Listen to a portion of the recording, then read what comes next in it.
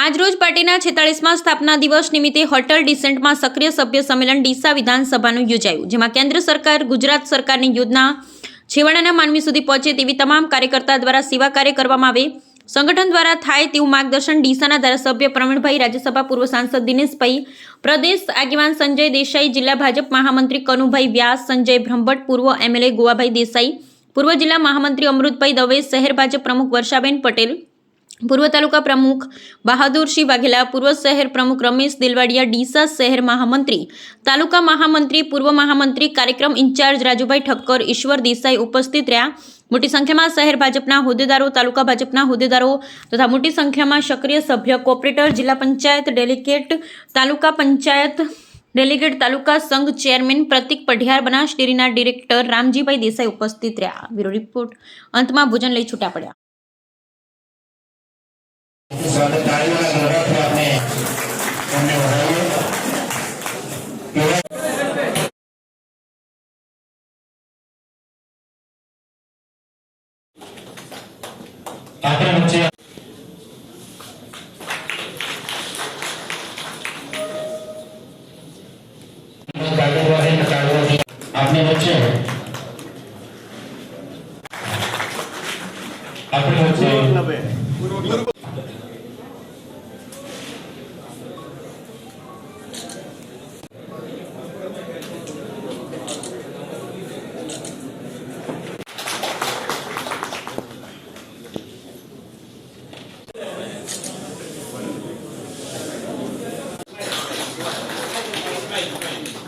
આપની વચ્ચે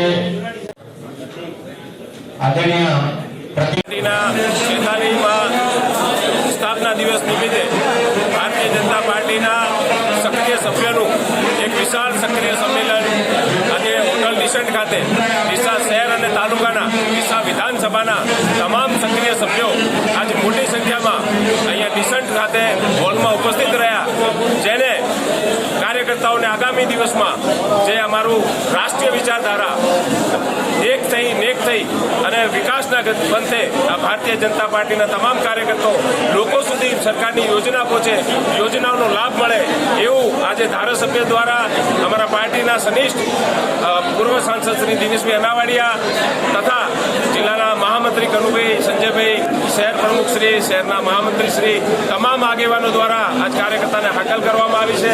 આવનાર દિવસોમાં ભારતીય જનતા પાર્ટીની તમામ યોજના જે સરકાર, રાજ્ય સરકારની, કેન્દ્ર સરકારની લોકો સુધી પહોંચે અને લોકો પરની સુખાકારી વધે એના માટેનું આજે મોટું એક સક્રિય સંમેલન યોજાયું હતું અને મોટી સંખ્યામાં કાર્યકર્તાઓ ઉપસ્થિત રહ્યા હતા. આનંદ એ વાતનો છે કે દરેક જવાબદાર લોકોએ તેમના ઘરે જઈ અને સાહેબ પત્રિકા આપી અને આમંત્રણ આપ્યું છે. આ કદાચ આખા રાજ્યમાં પ્રયોજન પહેલી વાર થયું છે. તમામ લોકોને જે ટીમ ગઈ છે, આદુચો કરો તો કેટલા લોકો ગયા હતા પત્રિકા આપવા માટે? હા, એકવાર એના માટે તાળી પાડજો.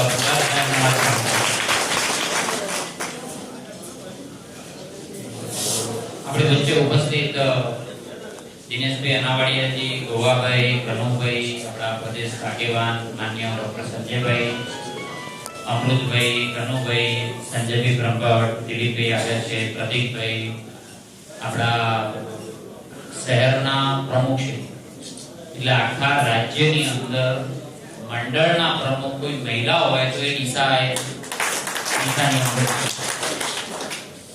પ્રભારી શ્રી, આપણા નગરપાલિકાના પ્રમુખ નીતાબેન, આપણા મહામંત્રી, આપણા પ્રમુખ શ્રી, પૂર્વ પ્રમુખ શ્રી બંને, એટલે કે બહાદુરસિંહજી, આ બાજુ રમેશભાઈ, આપણા મંડળના પ્રમુખ મહામંત્રી એટલે કે સુમેરસિંહ રજા લઈ ગયા છે, ઉકાજી, બીજા મહામંત્રી આપણા અમૃતભાઈ, ભગવાનભાઈ, સર્વે ભાઈઓ, બહેનો અને સક્રિય કાર્યકર્તા ભાઈ,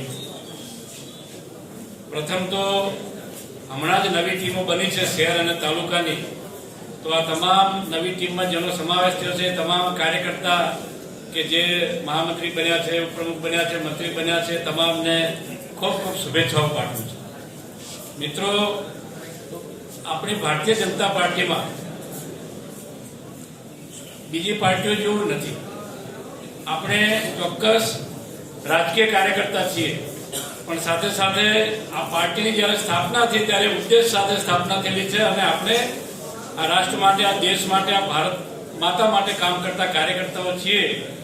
એ આપણે હંમેશા આપણે કાર્યકર્તાઓએ હંમેશા યાદ રાખવું જોઈએ.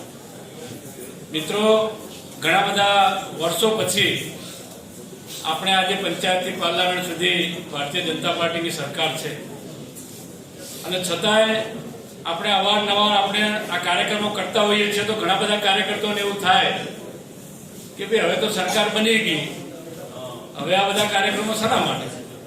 પણ મિત્રો, આપણું જે કામ છે એ ખાલી સરકાર બનાવવાનું નથી.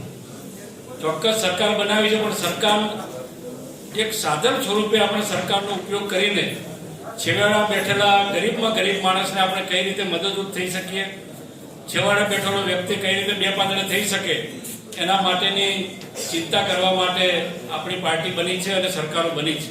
અને આજે આપણે છેલ્લા 30 વર્ષથી ગુજરાતમાં સરકારમાં છીએ ત્યારે આપણે જોઈ શકીએ છીએ કે આજે ગુજરાતનો કોઈ પણ ખેડૂત હોય, મહિલા હોય, ગરીબ હોય કે કિસાન હોય, આ દરેકને આપણે જોઈશું તો 30 વર્ષ પહેલા જે પરિસ્થિતિ હતી એમાંથી આજે બધા જ બે પાંદડે થયા છે. એ સરકારની આપણી યોજનાઓ દ્વારા થયા છે. એનું કારણ કે આપણો ઉદ્દેશ હતો કે દરિદ્ર નારાયણની સેવા કરવી, છેલ્લા એટલે કે લાસ્ટ એટલે કે ગરીબમાં ગરીબ માણસને કઈ રીતે બેઠો કરવો અને કઈ રીતે મદદરૂપ થવું એના માટેની સરકારે યોજનાઓ બનાવી છે. અને આ બધી જ યોજનાઓનો લાભ છેવાડા સુધી પહોંચે એના માટેના પ્રયત્નો કરી અને આપણે બધા જ લોકોને મેં કહ્યું એમ 21મી સદીમાં ધારાસભ્ય ભાઈ શ્રી પ્રવીણભાઈ, પૂર્વ સંસદ દિનેશભાઈ, મહામંત્રી કનુભાઈ, મહામંત્રી સંજયભાઈ, પૂર્વ મહામંત્રી અમરતભાઈ, અમારા ગુજરાત માલધારી સેલના પાર્ટીના કન્વીનર ડોક્ટર સંજયભાઈ, નગરપાલિકાના પ્રમુખશ્રી, પાર્ટીના તાલુકા અને શહેરના બંને પ્રમુખશ્રીઓ, સંગઠનમાં બધા જ નવા વરાયેલા અને જૂના બીજા બધા જ હોદ્દેદાર ભાઈઓ અને બહેનો, ખાસ કોઈ નામ રહી ગયું હોય તો, કારણ કે ટાઈમ થોડો છે એટલે બધાને જે પાયાના જે છે પાર્ટીના જે પાયો કહેવાય એવા તમામ સક્રિય સભ્ય ભાઈઓ જ બહેનો. સંજયભાઈ બધી વાત કરી છે ઉપર લેવી, એટલે હું આ થોડું લોકલ જ વાત કરી. ખરેખર પાર્ટીને મજબૂત કરવા માટે આપણે સૌએ રોજે રોજ આપણો એક નક્કી મનબા કરી જવો પડે કે આપણે થોડા 2-5 માણસોને પણ અંદર દોડવા છે. જે પાર્ટીમાં છે નથી ને થોડો ગણગણાટ છે તો એ પણ ગણગણાટ નીકળી જાય એ જાતની આપણે પોઝિટિવ વાત મૂકીને પાર્ટીને મોટી કરવાની છે. આપણે સૌની જવાબદારી છે. વિધાનસભાની અંદર જે ધોળી તલીકો આપણા દેશી ભાષામાં ત્યાં બધી ધોળી તલી આવી ગઈ, ઓનાથી ઉપર બીજી કોઈ નથી. તો આપણા સૌની જવાબદારી છે પાર્ટી કેવી રીતે મોટી છે, પાર્ટીમાં કેવી રીતે વધારે લોકો જોડાય. આપણા મોદી સાહેબ, શાહ સાહેબ અને પાટીલ સાહેબ એમને એટલી મહેનત કરે છે કે 1 કલાક પણ એમની પાસે નથી. અને વડાપ્રધાન સાહેબને તો આપણે જોયું છે 10 વર્ષમાં 1 દાડો વેકેશન પાડ્યું નથી. કાયમ માટે કામ કામ ને કામ. તો આપણે પણ એક પાર્ટીના પરિવારના સદસ્ય છીએ તો આપણે પણ બધાને કે બધો સમય નીકળે ને પણ જેટલો સમય નીકળે એટલો મારો તારો મૂકીને આપણે પાર્ટીના પરિવાર છીએ. આપણી નાત જાત ભારતીય જનતા પાર્ટી જ આપણી નાત છે, જ આપણી જાત છે. એ રીતે ગણીને આપણે કરશું તો આપણે ચોક્કસ કરશું. આ નથી કરતો ને આ કરે છે એ વિચારમાં જશું તો પાર્ટી મોટી નહીં થઈ શકે. એ નથી કરતો તો કરે એવા સંજોગ ઉભા કરો, એની સાથે એ રીતે પ્રેમ કરો, પણ એ પણ પાર્ટીનું કામ કરે.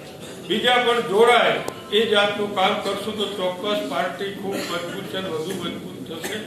ખાસ આટલું કહેવું પડ્યું એટલે કે લોકસભામાં થોડાક આપણે ધીરા રહ્યા.